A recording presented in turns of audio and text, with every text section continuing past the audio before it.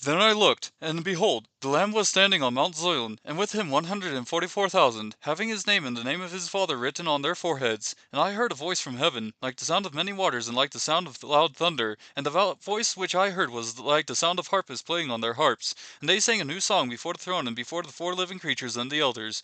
And no one could learn the song except the 144,000 who had been purchased from the earth.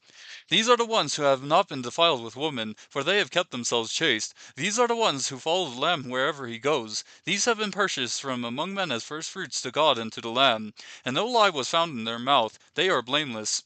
And I saw another angel flying in mid heaven, having an eternal gospel to preach to those who live on the earth, and to every nation and tribe and tongue and people. And he said with a loud voice, Fear God, and give him glory, because the hour of his judgment has come. Worship him who made the heaven and the earth and the sea and the springs of waters.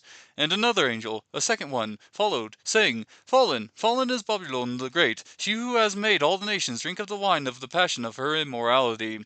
Then another angel, a third one, followed them, saying with a loud voice, If anyone worships the beast and his image, and receives a mark on his forehead or on his hand, he also will drink of the wine of the wrath of God, which is mixed in full strength in the cup of his anger, and he will be tormented with fire and brimstone in the presence of the holy angels and in the presence of the Lamb.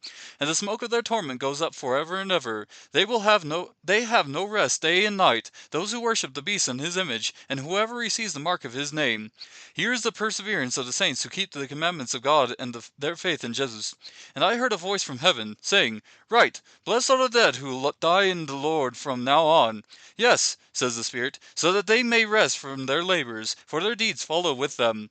Then I looked, and behold, a white cloud, and sitting on the cloud was one like a son of man, having a golden crown on his head and a sharp sickle in his hand. And another angel came out of the temple, crying out with a loud voice to him who sat on the cloud, Put in your sickle and reap, for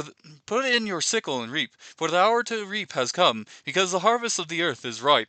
Then he who sat on the cloud swung his sickle over the earth, and the earth was reaped. And another angel came out of the temple which is in heaven, and he also had a sharp sickle. Then another angel, the one who has power over fire, came out from the altar, and he called with a loud voice to him who had the sharp sickle, saying, Put in your sharp sickle and gather the clusters from the vine of the earth, because her grapes are ripe. So the angel swung his sickle to the earth and gathered the clusters from the vine of the earth, and threw them into the great winepress of the wrath of God. And the winepress was trodden outside the city, and blood came out from the winepress up to the horses' bridles, for a distance of 200 miles.